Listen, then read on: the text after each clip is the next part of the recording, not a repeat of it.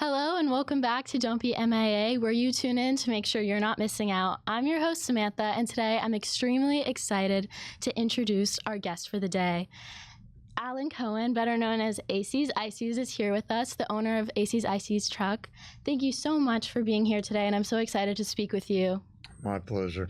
So, for those who don't know, AC has owned this food truck since 1978, 46 years strong. It is a staple in the Miami community in Coconut Grove, and it has just blossomed over the years and just such a landmark and a community gathering point where people can get great food, great conversation, and see you if you're sitting by in your famous white chair.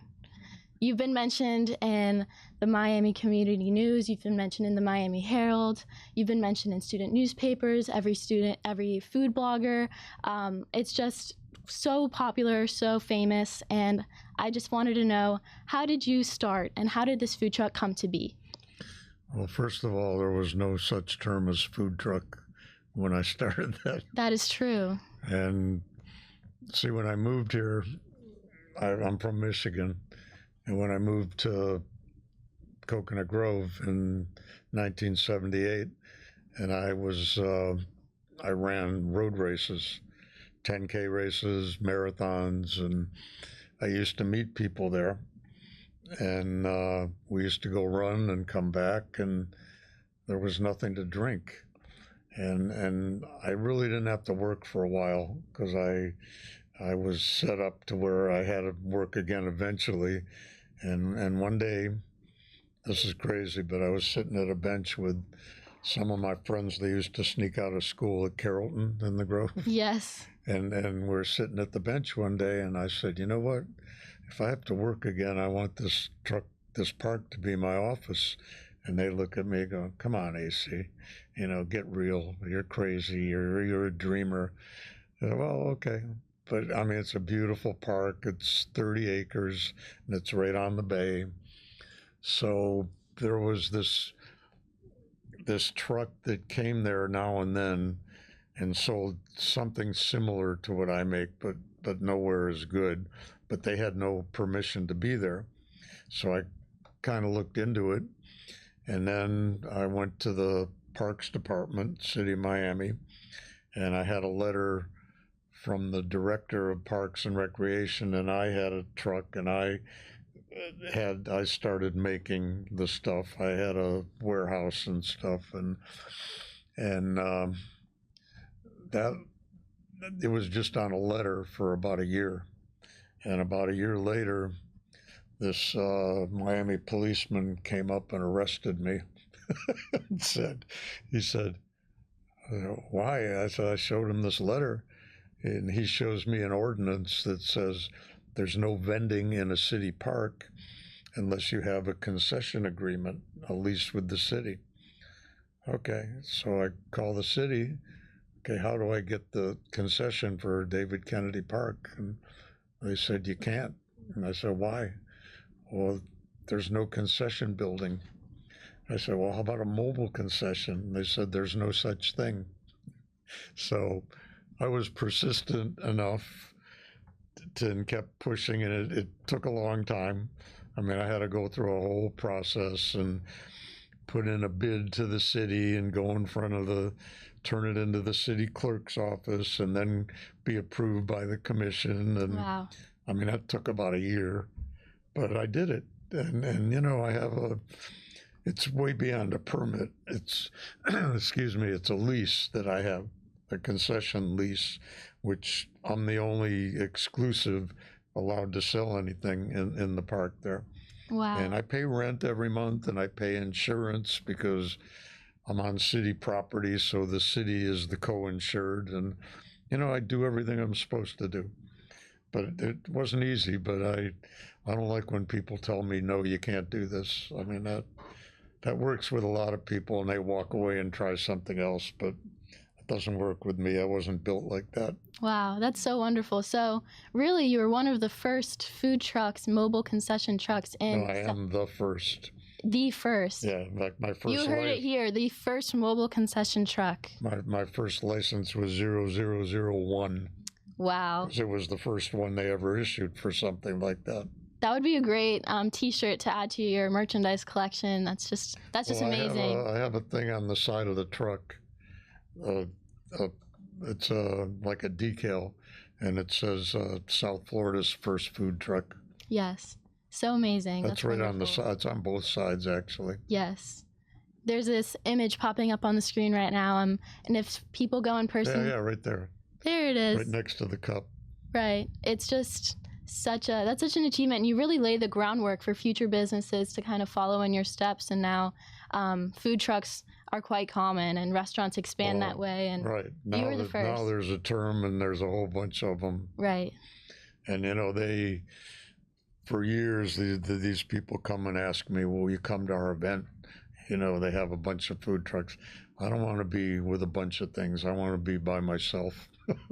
Right. And you've established yourself that people will come to you. And instead of going from here to there to there to there, I'm in one place where people know where I am.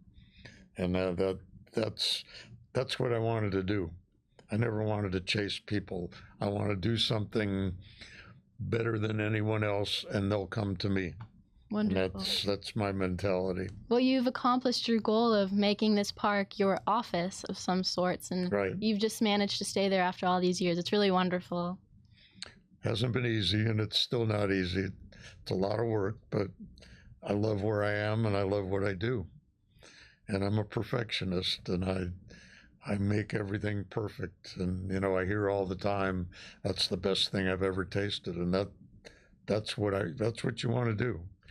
I get these high school kids from the Grove, from Ransom and Carrollton, and, intelligent kids. And a lot of them will ask me, well, what's your advice on what I should do? And I say, it's not what you do, it's how good you do it.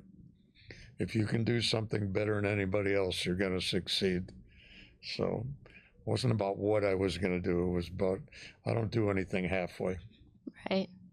There's the dedication, the full commitment. And I know that there's this big conversation about how your IC's recipe is a big secret, but there's no secret to your success. It's just the hard work and making sure you do your due diligence. It is, and it's making everything fresh every day. Right. And there's no artificial, I don't use artificial things, and I don't use something from the day before. And, when I work, I get up real early in the morning to make everything. Like, I'm there at 5 o'clock. And, a lot of people don't understand. Well, why don't you make it the day before and come in at 7 or 8 o'clock? I'm like, would you rather have something that was made yesterday or made today? Really? I mean, from yesterday, it would be good. But from today, it's better. Yeah. And that's what it's about. And you can taste the freshness as well. So as we're talking about the ICs, why don't we walk through your menu a little bit so we can tell our viewers what they can expect when they visit? Well, we make fresh sandwiches every day on pita bread, tuna salad, chicken salad. And I sell sabret hot dogs, which are the best hot dog in the world. They come from New York. They got to be special brought in. I sell a lot of those, and we squeeze fresh orange juice every day and fresh grapefruit juice, and I have sodas and candy bars and potato chips, and that's pretty much the food menu. Wonderful. And how would you say, I mean, for the viewers who haven't been there, your IC's food truck is known for famously being cash only. How did you come to this decision to just stick with the cash only and not accept any credit or debit card? Why cash only? Yes. Have you ever had your identity stolen or your account hacked? That's why. You leave trails, and all that stuff is convenient, but there's a lot of bad people in this world, and they hack into your accounts, and it takes you forever to clean it up. So that's my reason, and I lose some business because of that, because these days a lot of people don't carry cash, but I'm not doing it. I mean, I had someone try to steal my income tax refund, and they they get your numbers somehow and they get into these. It took me a year to straighten that out, and I'm not going to go through that again. That's why. It's no other reason. It's just everything's declared, and I have an accountant, and I pay a lot of taxes. So it's not for anything like that. It's just I don't trust the system. All right, simple as that. Well, thank you for letting us know. And so, moving on a little bit, you are in your 46th year of AC's IC. So, congratulations. Pretty crazy, huh? Very crazy. And so, you've seen Miami and the Grove change quite a bit over the years. The whole world has changed. Can you speak a little bit about Miami? that? Well, at the beginning, Kennedy Park was like a neighborhood park. And I used to play Frisbee in front of the truck and then jump in the truck and serve people. And then it started getting busier. And, I have people from all over the world that come. I mean, I have people from every part of Europe and Alaska and South America that come to Miami. And whenever they come, they always say, "You're the first place I come to." So... Right. If you do it right, it works. Yeah. You don't halfway do it. You don't look for shortcuts. I don't. No. And your location as well is it's just kind of perfect. You're on the way to Key Biscayne, into Brickell, into the Grove, down into South Florida. So no matter where people are driving, north or south, they can come and stop by and get an IC and get whatever they'd like. The only setback there is there's not a lot of parking. And people will say, "I tried to come, but the parking lot was full." But I can't help that.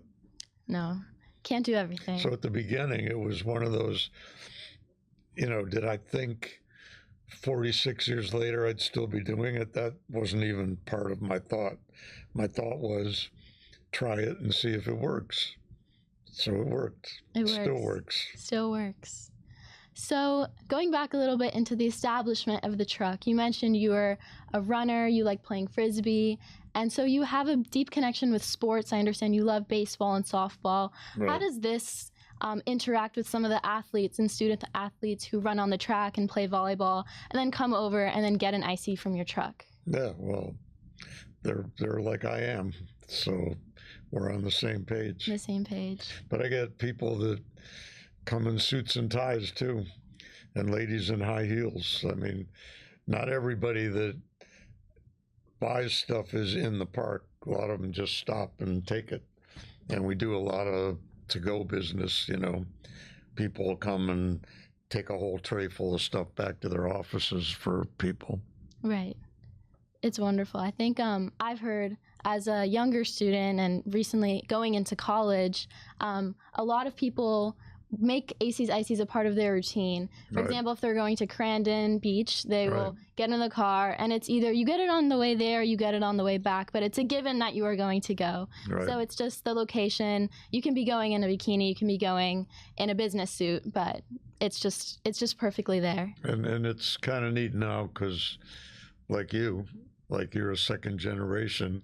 Yes. And I've like almost third generations of people now.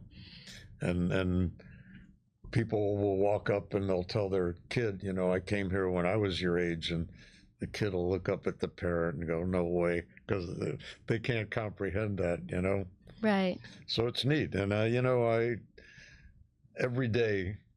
almost every day, I'll see somebody who I haven't seen in 10 or 20 or 30 years, which is cool. How does that feel, seeing all these great. familiar faces? I mean, I love it. And,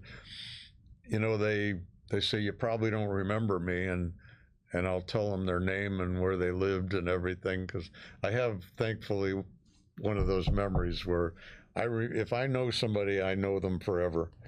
Now, some people will come up and, "Do you remember?" But I don't necessarily remember names because a lot of people, I never knew their name, but I know their faces. Yes.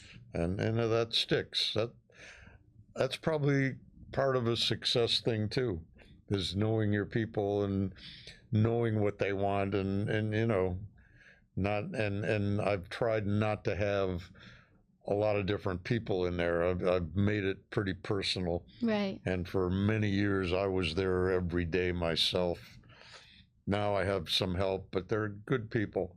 But I try to get there every day at some point. Right. I mean, just the familiarity, for example, walking into a coffee shop and having the barista there know your order, you feel seen, you feel like a valued Right. customer. So coming back to your truck after 30 years and having you remember who they are, that is just another layer of the beauty and the community aspect of why people love coming Yep. over.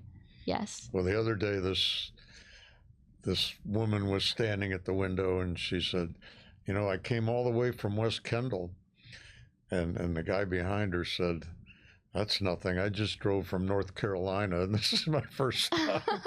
Wow. So it's nice hearing that. You know, it's good. That's It wonderful. makes you feel like you're doing it right. I understand that this even develops all the way to the mayor of the city of Miami, that he used to come to your truck and his children come to your truck. And Well, I've known Mayor Suarez since he was 4 years old, when his father was the mayor. wow. And his father used to bring him and pick him up and put him in the truck. And, you know, I know him well, and I know his family, and they live close to me. And I've been at his house, and he comes to mine now and then. And he's like family to me. And it's nothing political. I don't get involved in politics. I stay away from that stuff. But he's a friend, and that's good. Yes. Always great to have a friend. And I think it speaks to just the generational aspect. No matter who it is, it could be the mayor, it could be someone in the community, but they will bring their children there if they come in Miami. I mean, I can personally speak. I know about you from my father, who would come run on the track from Ransom. Well, he's got a son that's Andrew's probably 10 years old now, I think. And he loves coming there, and he's got a little daughter, and they're just sweet kids. And Andrew always says, Francis says, "Andrew, this is going to be your first job." And he says, "Yeah, and I'm going to change the name to Andrew's Ices."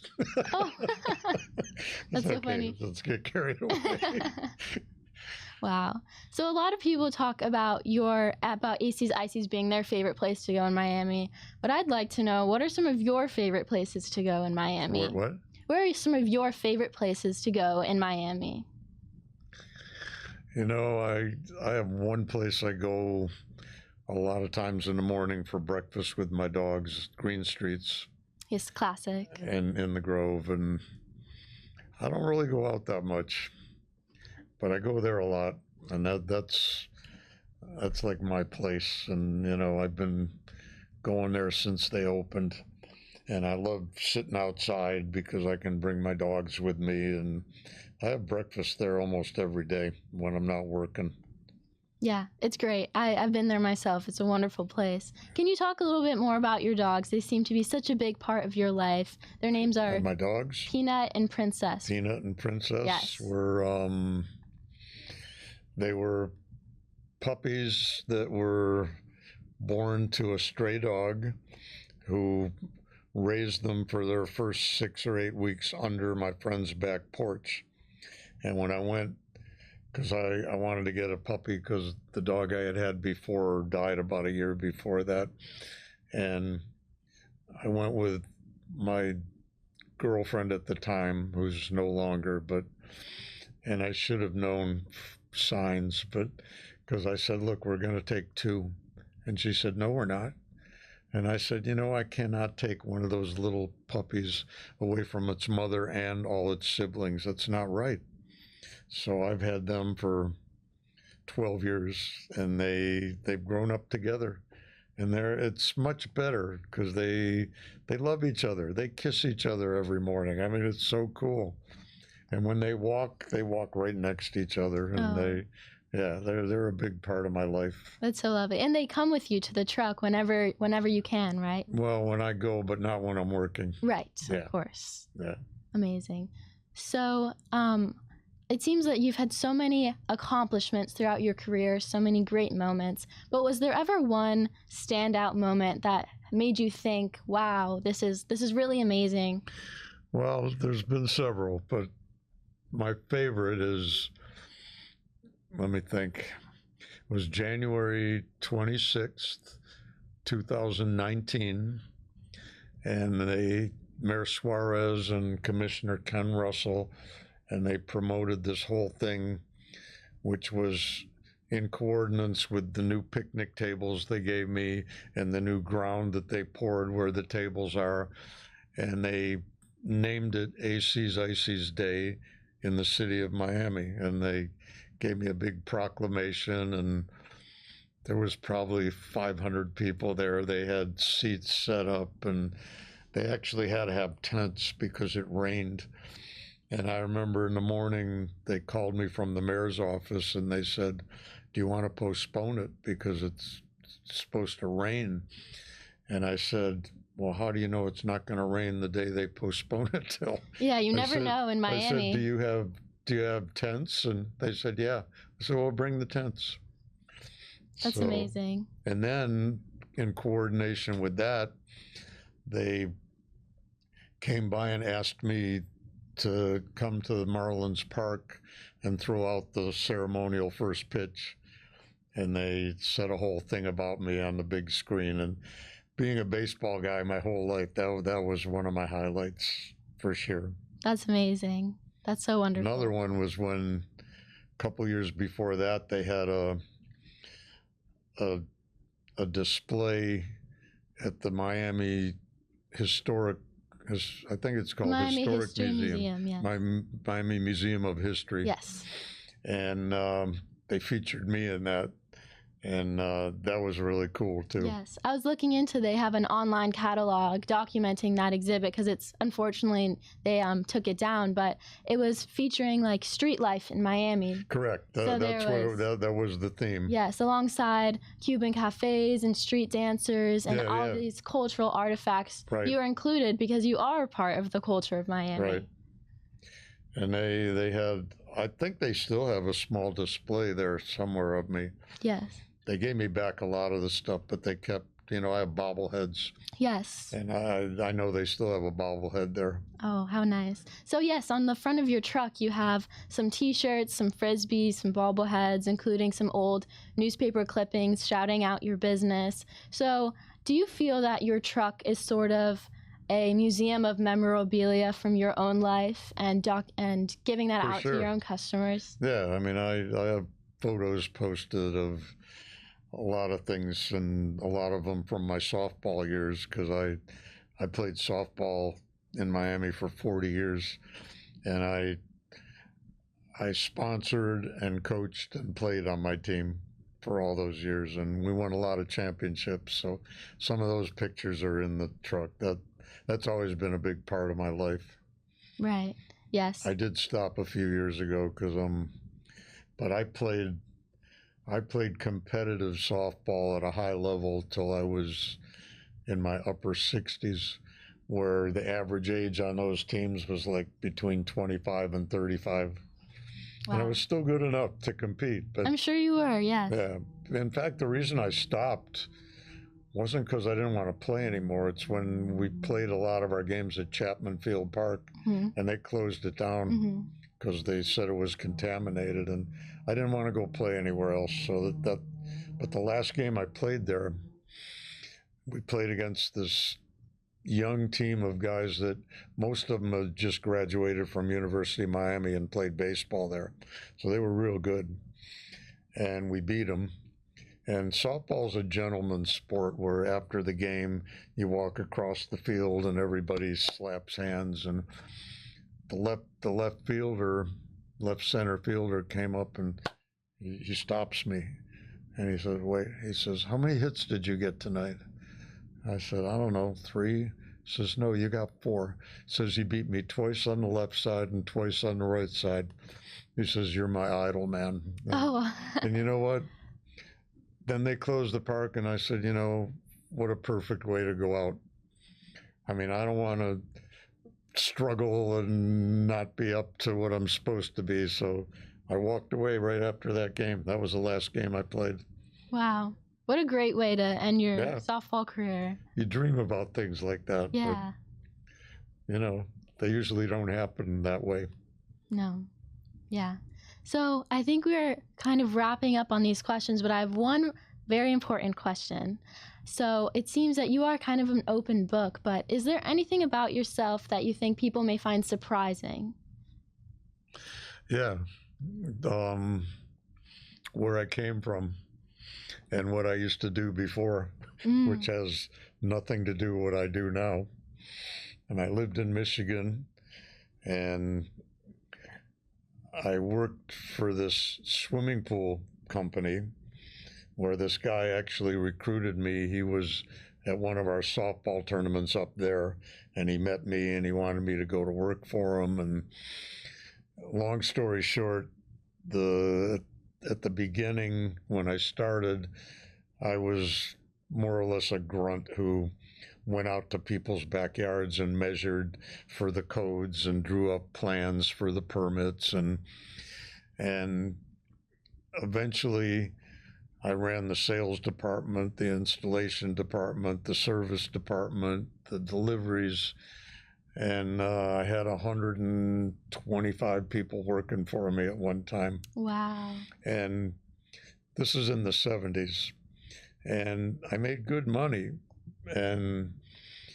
But why did I leave there? For two reasons.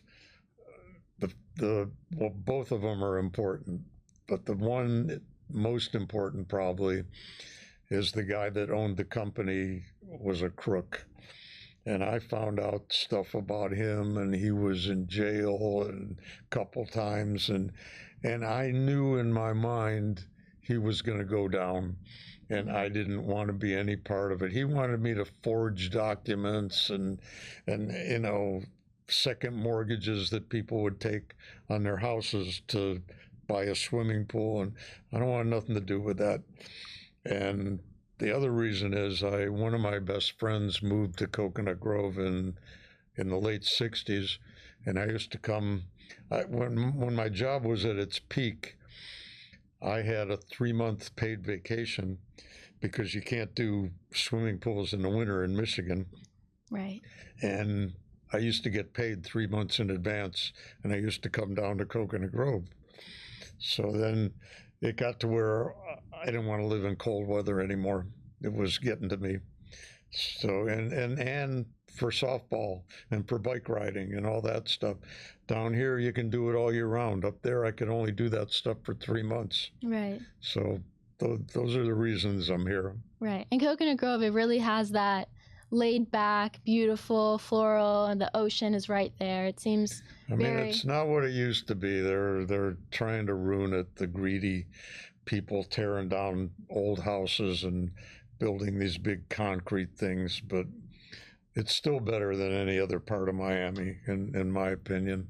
Yeah, it's one of my favorites. I live on a little street that ends up at the bay, and there's still a lot of neat old houses there that are over 100 years old, and I love that. I don't like the big square concrete things that look like office buildings and hospitals, Right. But I still love it. Wonderful. And it's peaceful. I live on a real quiet street in a small place, but that's all I need. I don't overlive the capacity. I was never one of those that got to have a big fancy this and a big fancy house. I live within my means, and I found a special place about 15 years ago in the Exumas, which is the southern part of the Bahamas down near Turks and Caicos. Yes. And I have a connection there, and I go there for the last 15 years every couple months and spend a week or so. And that keeps me level, keeps me mellow, Yeah, the thing about Miami, it's funny when you go and you escape to go somewhere else because there's beaches here and it feels like a vacation, but sometimes just getting away for a little bit, it's very nice and it's necessary. Right. I mean, where the island I go to, there's only 100 people, permanent residents on it, and you know what? They're all happy. They're friendly. They don't complain. There's no traffic. There's no crime. There's no poverty. It's just like a utopia that doesn't exist, but it does. But I don't tell a lot of people about where I go because I don't want it to get crowded. Okay, it will be our secret. No one tell anyone. I keep it low key. That's so wonderful. Well, I wanted to thank you so much for coming onto the podcast today and My speaking pleasure. with me. Thank It you. was so wonderful hearing about your life and your business, and it's just such a wonderful place in the community. I can't say enough how much people love it, and will continue to love it. Okay, and say hi to your dad. I will. So Okay. thank you guys for tuning in, and remember, don't be MIA.